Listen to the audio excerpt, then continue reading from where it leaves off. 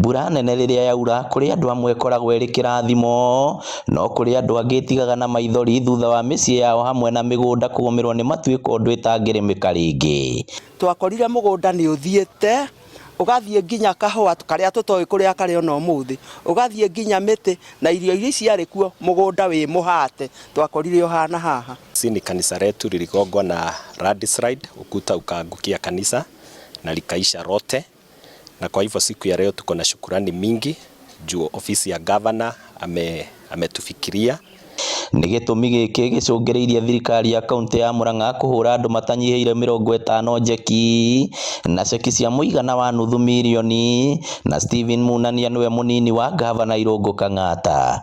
Na through county assembly itũ tũthondekete watho wa emergency fund ũrĩa wigaga mbeca kando cia andũ arĩa matuĩkĩte affected nĩ maũndũ megiĩ either mbura nene ĩrĩa either ĩgakua mĩciĩ yao, kana andũ maka affectwo nĩ landslide, kana mũndũ aka affectwo rĩngĩ nĩ mwaki. Kũringana na MCA wa wodi ya Mũgũrũ Moses Mũciri, kĩgĩna gĩkĩ nĩ kĩhĩtũkĩtio mbunge-inĩ ya kaunti. Njuge ithuĩ twĩta county assembly ya Murang'a nĩ twotete kũhĩtũkia policy na regulations kana mawatho na marĩa maratarĩria mĩtaratara ĩrĩa rĩngĩ mũndũ agĩrĩirwo nĩ kũrũmĩrĩra rĩrĩa agĩa na matuĩka kana mwaki. Rĩngĩ mbere nĩ kũhũra riboti gwa cibũ, kerĩ nĩ gũkorwo na indo ta ibandĩ iria iragĩbatarania, na rĩngĩ mũno rĩngĩ mbica ciaku gũgĩtuĩkĩte, na njugo tũgũthiĩ na mbere na kũnyitanĩra na county tũrĩa twahotire kuongerera kĩgĩna kĩa emergency fund kana kĩa disaster.